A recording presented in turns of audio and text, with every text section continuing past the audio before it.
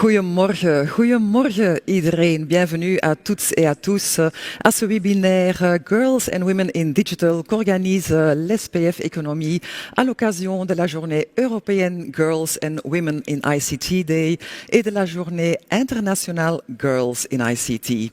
Ik ben Anne de Bie, ik ben journaliste bij VRT Nieuws. De FOD Economie heeft mij gevraagd om vandaag uw moderator te zijn, wat ik met veel plezier en veel belangstelling zal doen. Donc une stratégie également pour récompenser les femmes. Avait parlé égalité salariale. Besoin de spécialistes digitales. Quel est l'atout du secteur public pour attirer des femmes concernant le salaire? Alors tout d'abord la politique de salaire, parce que c'est un point qui est en général sensible dans le secteur privé. On est relativement transparent puisque les salaires des fonctionnaires, c'est une information publique.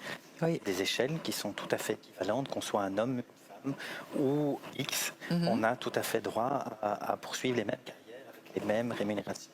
Maintenant, pour répondre à votre question, et j'ai envie de faire un clin d'œil à ma voisine, c'est naturellement on est en recherche de talents, et tous les talents. La diversité et l'inclusion, ce n'est pas un nouveau projet au sein du fédéral et d'ailleurs des administrations publiques en général.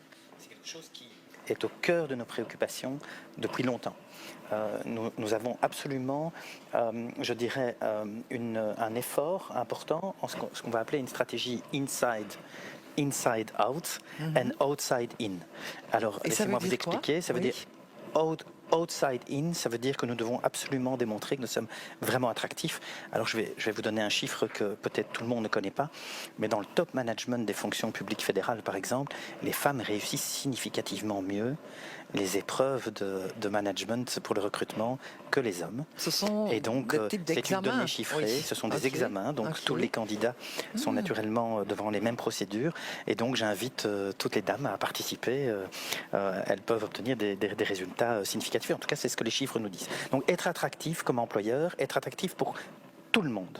Et donc, démontrer que nous avons une politique très dynamique en termes d'inclusion et de diversité au sein de nos organisations. La deuxième chose, c'est ce que nous faisons en inside out.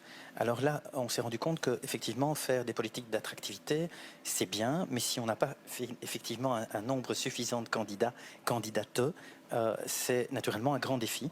Et là, nous avons lancé un certain nombre d'initiatives. Ces initiatives portent à la fois sur la formation, à la fois sur le développement, à la fois sur le partage des connaissances, de manière générale. Quelques exemples concrets. On a lancé 2 initiatives qui sont plus ou moins connues. La dernière en date, c'est ce qu'on appelle Connecto. Et Connecto, c'est quoi? C'est s'assurer que tout le monde dans la société puisse avoir les bases minimales dans le digital. Et lorsqu'on parle du digital, c'est par exemple utiliser les outils que chaque citoyen doit pouvoir utiliser dans sa vie de tous les jours pour se sentir inclus dans la société qui se digitalise de plus en plus. Donc là, on a lancé un programme très très important visant à ce que les administrations publiques soient effectivement prêtes à accueillir les citoyens, quel que soit leur niveau de connaissance, pour s'assurer effectivement de cela. Deuxième programme que nous poursuivons depuis de nombreuses années, c'est ce qu'on appelle le programme Digital Belgium Skills Fund. Et c'est un programme dans lequel nous regardons effectivement le type de population, le type de formation qui sont données, de manière à ce qu'effectivement on ait un impact sur la formation des jeunes, des moins jeunes, tout au long de leur carrière professionnelle, de manière à ce qu'on crée ce vivier de talents pour venir chez nous. Alors si je devais dire est-ce que vous y arrivez à attirer plus de femmes dans des jobs digitales que par exemple le secteur privé? Alors aujourd'hui, je suis très fier de dire que par exemple au SPF Bosa, donc stratégie appui, la responsable de notre département IT est une dame.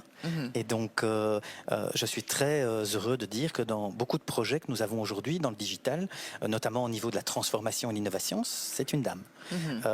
Et donc, par rapport aux qualités, par rapport à la diversité, et puis on a lancé aussi un certain nombre d'initiatives qui sont liées, je dirais, à la diversité de manière générale. Nous avons lancé un programme qui s'appelle AI for Belgium. Et dans ce contexte-là, notre spécialiste n'est pas loin d'ici aujourd'hui. Eh bien, nous avons naturellement tenu compte de l'importance l'importance de la diversité et de l'inclusion, mais aussi attacher de l'importance à ce que la technologie ne doit pas faire peur. On peut s'amuser, on peut apprendre, on peut se développer. Et donc, ce sont de réelles opportunités en termes de carrière pour tout le monde, et notamment dans l'intelligence artificielle. La diversité, c'est essentiel pour justement éviter des biais que l'on peut rencontrer, notamment dans l'élaboration d'algorithmes. On y reviendra, merci. D'accord.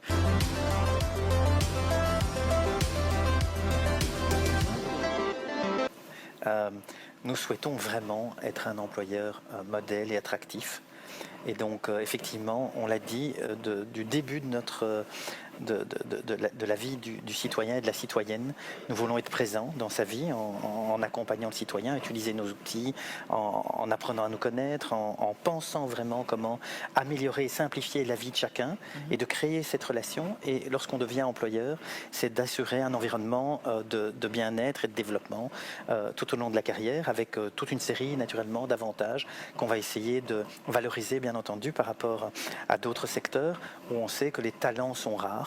Et donc c'est très très important pour nous de s'assurer qu'il y ait vraiment un rôle modèle qui soit dans l'organisation. Et citons par exemple nos présidentes de différents services publics fédéraux, comme le SPF Economy, on écoutera la présidente tout à l'heure, s'implique directement pour justement dans son rôle modèle de montrer que tout est possible et c'est pas un projet, c'est aujourd'hui. Et donc voilà ce sur quoi nous travaillons. Donc les talents, on en a besoin et c'est pour ça qu'on va continuer à travailler aussi en collaboration avec d'autres organisations comme Agoria et beaucoup d'autres, mais aussi avec les pouvoirs locaux, les régions, de manière à ce qu'on se renforce les uns les autres pour assurer que ce vivier de talents grandisse très très vite, parce qu'effectivement 17-18%, les chiffres varient un petit peu, c'est beaucoup trop faible.